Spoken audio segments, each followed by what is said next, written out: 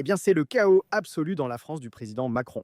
Mais avant d'en parler, si vous ne l'avez pas encore vu, j'ai l'intention de me présenter au Conseil du Parti de la Réforme. Les élections pour le Conseil. Vous connaissez mes positions si vous suivez ma chaîne. Vous connaissez mon parcours et mes convictions. Je veux mettre mon expérience au service d'un gouvernement réformateur. Maintenant, cela nécessite le soutien de 10 présidents de section du Parti de la Réforme.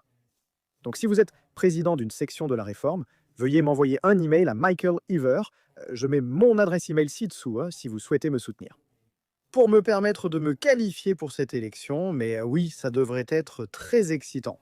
Pour ce qui est de la France sous Macron, je veux dire, on a vu cette situation burlesque avec Keir Starmer qui essaie de jouer les durs pendant la visite de Macron. Et en même temps, qu'est-ce qui se passe?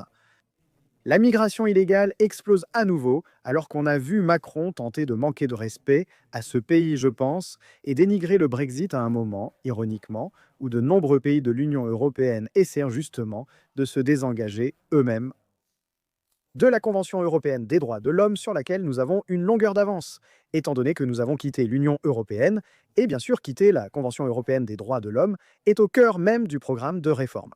Alors que Macron fait la leçon à ce pays, ce que nous voyons actuellement en France est franchement digne d'une république bananière. Oh, je veux dire, vous avez vu en France l'ouverture d'une enquête criminelle contre X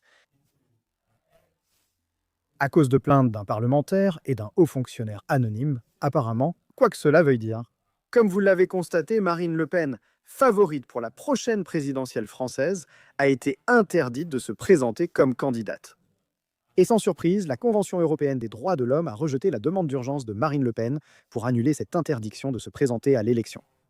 Et il semble que cela va continuer à se jouer sur le plan juridique. Et nous savons aussi que même si Marine Le Pen n'est pas autorisée à se présenter, son protégé Jordan Bardella, lui, est toujours en tête des sondages.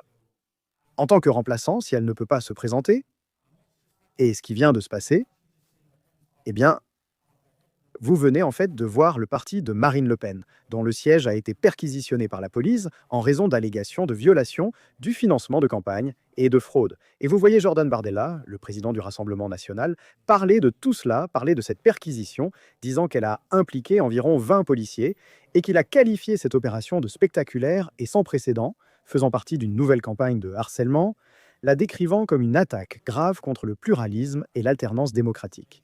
Voici ce qui se passe en France pendant que Macron fait la leçon à notre pays.